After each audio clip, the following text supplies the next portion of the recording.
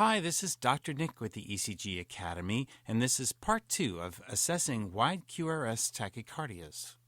So here's the next example. And this again came from a Holter monitor, so you have 3 simultaneous leads. And so you've got 3 sinus beats in the front. And then here it looks like a sinus beat. And then you have this wide complex tachycardia. So it's very rapid, and the first beat came early, so it could be aberrant. But now let's look for a P wave. Did it start with a P?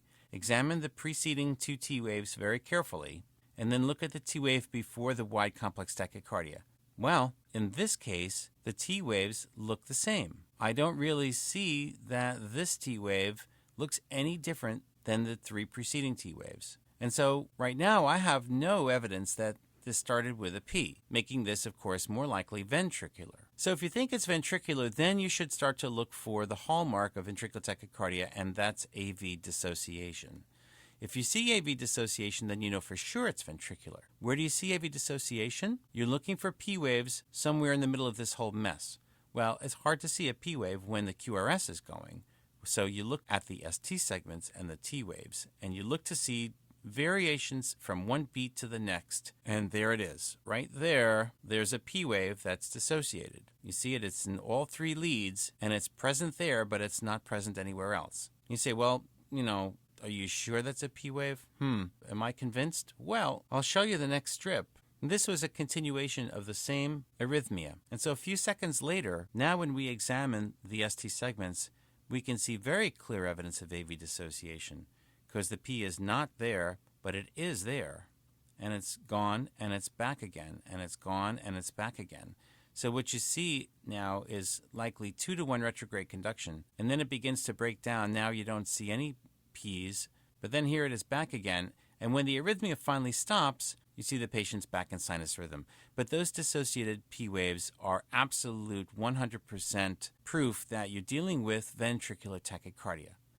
Now, sometimes you'll find a wide complex tachycardia in the middle of atrial fibrillation, and that's where we talk about the context. When does it occur, and how can we tell if we have just aberrantly conducting AFib versus VT? Well, here you have to kind of look at the rate of the underlying rhythm, whether the QRS morphology changes, and you also have to look for this Ashman's phenomenon, which is a long-short, which has to do with the fact that the action potential duration and the QT interval is going to change from beat to beat depending upon the rate. Then if you have a very slow interval, the QT will be longer. That's why we correct the QT interval. And if you have a very short interval or a very rapid rate, the QT shortens. Well, the QT is a reflection of the action potential duration in the myocardium, and with long R-to-R intervals, you get more heterogeneity. So those bundles depolarize at different times, and so when you have a long R-to-R interval, the bundles may depolarize so differently that if another beat comes down, it's going to encounter refractoriness in one bundle and not the other. So when you have a long interval, it sets up heterogeneous refractoriness of this beat. And then if the AV node manages to send a beat down the bundle branches very soon after, so you have a short interval preceded by a long interval, then this beat conducts with a bundle branch block. And this is Ashman's phenomenon. Now, let's look at this strip and decide what's happening. We can see the QRSs over here, but there are no P waves in front of the QRSs, and you see a little bit of jiggle to the baseline, and it's irregular. So we have AFib as an underlying rhythm. And the average rate here is maybe 60 beats per minute. Well, suddenly you have this wide complex beat at just about 150 beats per minute. And you have a short interval, so it was quite premature. But the interval preceding it wasn't that long. And the fact is that you have a marked increase in the heart rate. Now, here's how you have to approach this. During atrial fibrillation, what determines the heart rate? The AV node does. Now, the AV node from one second to another behaves in a fairly consistent manner. Now, it's subject to autonomic nervous system changes, and over the course of several seconds, you can see changes in heart rate. But from 1 second to the next, you don't really get marked changes in AV conduction. So tell me, why should the AV node be conducting at 60 beats per minute over here, and then suddenly start conducting at 150 beats per minute, and then suddenly start conducting back at 60 again? You see, in the context of this atrial fibrillation, and in the context of this slow heart rate, this sudden increase in heart rate and widening of the QRS tells you it has to be ventricular. It's not Ashman's,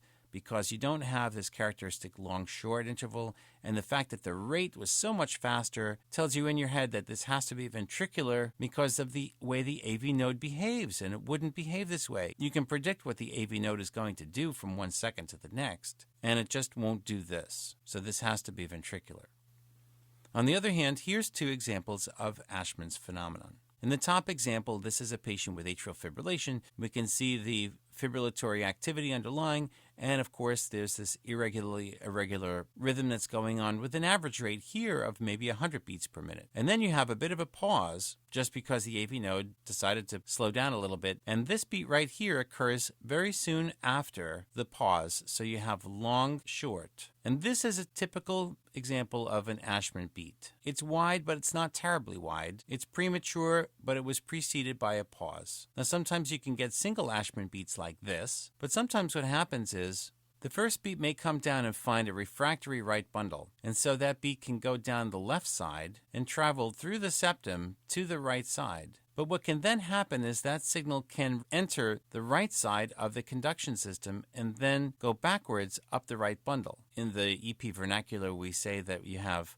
linking across the septum and retrograde penetration into the right bundle branch. Well, now the next beat comes down, and because the right bundle branch was activated retrogradely, when that beat comes down, the right bundle branch is refractory again, and so it blocks again, and the signal goes down the left and comes around to the right side, and again is able to retrogradely penetrate the right bundle branch. So you see, there's this repeating phenomenon where you have persistence of this refractory period in the right bundle branch that allows salvos of wide complex beats like the one in the strip below. See, what you have here is atrial fibrillation, and you have a long and then a short, which makes us think that this first beat is an Ashman beat. But what about the second beat? It doesn't fulfill this long-short pattern, but it's still an Ashman beat because of this principle of retrograde penetration of the bundle that's blocked, and you get repeated beats that are all aberrantly conducted. And then what happens when the AV node finally takes a rest and you have a little bit of a pause? Well, that's the pause that refreshes. And so the next beat can come down and find both bundles willing to conduct the signal, and the bundle branch block resolves.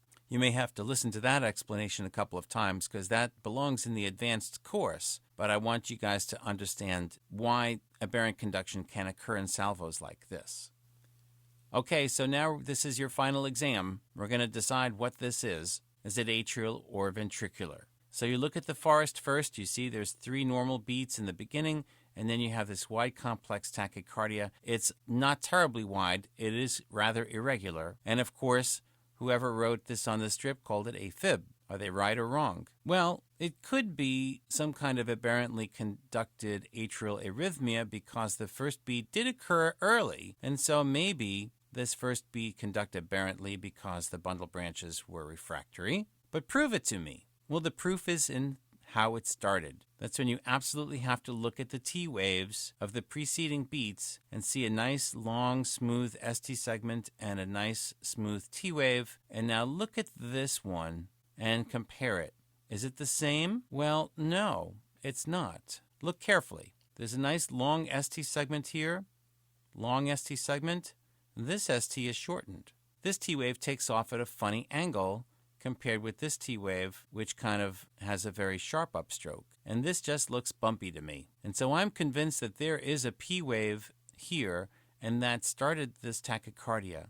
And so if a P wave started it and it's premature, that would explain aberrant conduction. And so in this case, I would agree that this is an atrial arrhythmia with aberrancy, perhaps not atrial fibrillation, maybe atrial tachycardia. But I would not diagnose ventricular tachycardia in this case. And so to summarize, when you're trying to assess non-sustained VT versus atrial arrhythmias with aberrancy, you have to make sure that the QRS morphology changes to a significant degree, but don't rely on regularity or the width of the QRS necessarily, because you can get narrow complex ventricular arrhythmias that don't look like ventricular tachycardia. Always look to see how it started. Was there a P wave in front of it? And don't be fooled by fusion, which gives you a short PR, meaning that the P wave could not have conducted to the wide QRS complex, and so therefore it must have come from the ventricles. Make sure the first beat was premature if you're going to diagnose aberrancy, because aberrancy doesn't occur when the first beat of the tachycardia starts very late. Always look for AV dissociation since that's the hallmark for ventricular tachycardia. And in the context of atrial fibrillation, look for evidence of Ashman's phenomenon and understand why you can get single Ashman beats or salvos of aberrant conduction. Finally, keep in mind that during atrial fibrillation, the AV node conduction tends to be consistent, so sudden increases in heart rate are more likely to be ventricular. So I hope that was helpful, and this is probably one of the most difficult clinical problems that we face in electrocardiography. But keep watching my chalk talks because I do show a lot of these wide complex tachycardias, and you can get more practice learning how to approach these more difficult strips. And so for the ECG Academy, this is Dr. Nick. Thanks for watching.